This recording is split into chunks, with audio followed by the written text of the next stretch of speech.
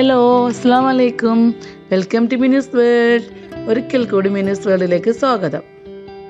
ഇന്ന് ഞാൻ വന്നിട്ടുള്ളത് എൻ്റെ കസിൻ സിസ്റ്ററിൻ്റെ ഒരു റെസിപ്പിയുമായിട്ടാണ്. അവൾ എനിക്ക് അയച്ചു തന്നതാണ്. ഇതൊന്ന് ചെയ്ത് നോക്കാമോ എന്ന് ചോദിച്ചു. ഷബീറ എന്നാണ് പേര്. അവൾക്ക് വേണ്ടിയിട്ട് ഞാനിത് ഡെഡിക്കേറ്റ് ചെയ്യുന്നു.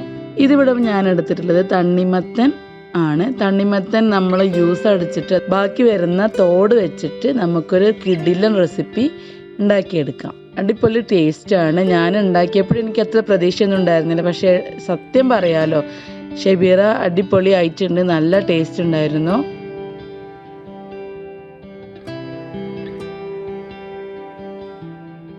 തണ്ണിമത്തൻ്റെ തോട് ചെറുതായി അരിഞ്ഞത്, പരിപ്പ് 1 കപ്പ്, പിന്നെ അരപ്പിന് ആവശ്യമായ 1 കപ്പ് തേങ്ങ, ഒരു 8-10 അല്ലി ചുവന്നുള്ളി, പിന്നെ ഒരു 4-5 വെളുത്തുള്ളി, ആവശ്യത്തിന് മുളക് നിങ്ങൾക്ക് കൂട്ടുകയോ കുറയ്ക്കുകയോ ചെയ്യാം.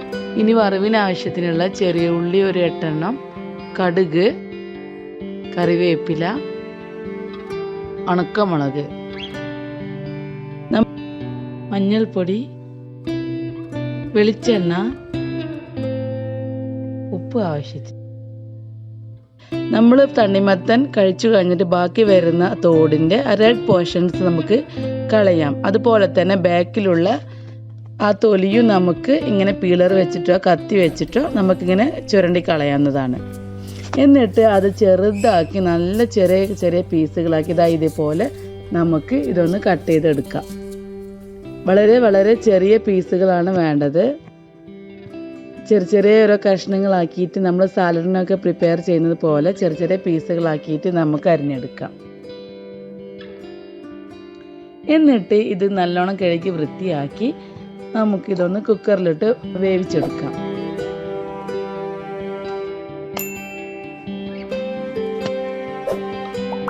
ഇതിൻ്റെ കൂടെ തന്നെ നമ്മൾ എടുത്ത് വെച്ചിട്ടുള്ള പരിപ്പും ആഡ് ചെയ്ത് കൊടുക്കാം. ഇനി മഞ്ഞൾപ്പൊടി, ആവശ്യത്തിന് ഉപ്പ്, 1 കപ്പ് വെള്ളം എന്നിവ ഒഴിച്ച് നമുക്കിതൊന്ന് വേവിച്ചെടുക്കാം.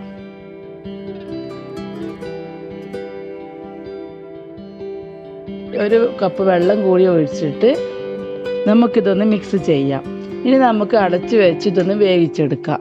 ഒരു 2-3 വിസിലിൻ്റെ ആവശ്യമേ ഉള്ളൂ. അത് നിങ്ങളുടെ കുക്കറിൻ്റെ ഒരു ഇതുപോലെ ഇരിക്കും. ഞാനിപ്പോൾ ഇത് 3 വിസിലാണ് വെച്ചിട്ടുള്ളത്. ഇപ്പോൾ ഇത് നല്ലോണം വെന്ത് റെഡിയായി വന്നിട്ടുണ്ട്. ഇനി നമുക്ക് ഇതിലേക്ക് വേണ്ട തേങ്ങ അരപ്പ് റെഡിയാക്കി എടുക്കാം. അതിനായിട്ട് ആദ്യം തന്നെ ഒരു പാൻ എടുത്തിട്ട് നമ്മൾ എടുത്ത് വെച്ചിട്ടുള്ള ചെറിയ ഉള്ളി, വെളുത്തുള്ളി, ഉണക്കമുളക് എന്നിവ ജസ്റ്റ് ഒന്ന് ചൂടാക്കി എടുക്കാം. എന്നിട്ട് ഇതൊന്ന് അരച്ചെടുക്കാം. നമുക്ക് ഇപ്പോൾ ഈ ചെറിയുള്ളി, വെളുത്തുള്ളി, മുളക് എന്നിവയെല്ലാം മിക്സിയിലേക്ക് മാറ്റിയിട്ട് അതിൻ്റെ കൂടെ തന്നെ 1 കപ്പ് തേങ്ങ കൂടി ആഡ് ചെയ്തിട്ട് നമുക്കിതൊന്ന് അരച്ചെടുക്കാം. ഇപ്പോൾ നമ്മളുടെ അരപ്പ് റെഡി ആയിട്ടുണ്ട്. ഈ അരപ്പ് നമുക്ക് നമ്മളുടെ ഈ കറിയിലോട്ട് ആഡ് ചെയ്ത് കൊടുക്കാം.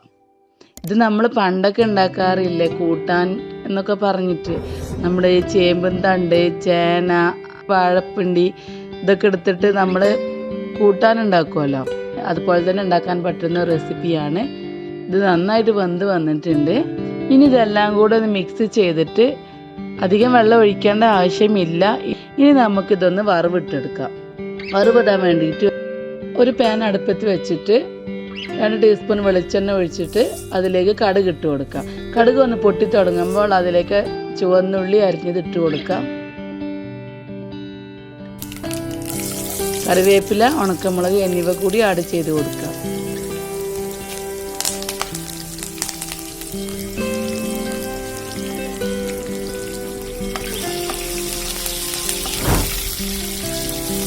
ഇപ്പോൾ ഇതാ നമ്മുടെ ഉള്ളി, മുളക്, കറിവേപ്പില എല്ലാം മൂത്ത് വന്നിട്ടുണ്ട്. ഇനി നമുക്കിതൊന്ന് ഇതിലോട്ട് ആഡ് ചെയ്ത് കൊടുക്കാം.